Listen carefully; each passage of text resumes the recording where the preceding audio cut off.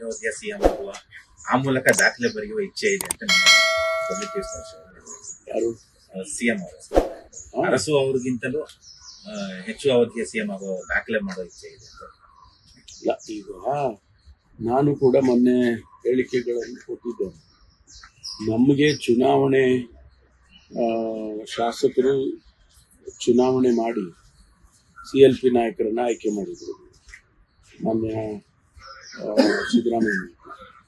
ಆ ಸಂದರ್ಭದಲ್ಲಿ ನಮ್ಗೆ ಯಾರು ಏನು ಹೇಳಲಿಲ್ಲ, ನೀವು 2.5 ವರ್ಷಕ್ಕೆ ಮಾತ್ರ ಆಯ್ಕೆ ಮಾಡ್ತಾ ಇದ್ದೀವಿ, ಅವ್ರನ್ನ 2.5 ವರ್ಷಕ್ಕೆ ಬದಲಾಯಿಸ್ತೀವಿ ಅಂತ ಏನು ಹೇಳಿಲ್ಲ.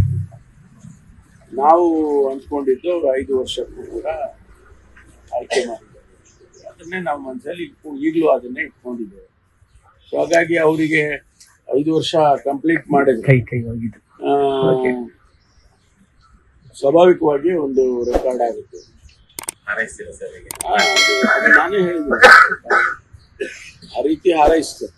ಲೇಟೆಸ್ಟ್ ಹಾಗೂ ಇಂಟ್ರೆಸ್ಟಿಂಗ್ ಸುದ್ದಿಗಳಿಗಾಗಿ ಬಾಸ್ ಟಿವಿ ಕನ್ನಡ ಚಾನೆಲ್ನ ಸಬ್ಸ್ಕ್ರೈಬ್ ಮಾಡಿ. ಹಾಗೆಯೇ ಬೆಲ್ ಐಕಾನ್ ಪ್ರೆಸ್ ಮಾಡಿ. ಇದರ ಜೊತೆಗೆ ಫೇಸ್ಬುಕ್, ಇನ್ಸ್ಟಾಗ್ರಾಮ್, ಎಕ್ಸ್ನಲ್ಲೂ ಮಿಸ್ ಮಾಡದೆ ಫಾಲೋ ಮಾಡಿ.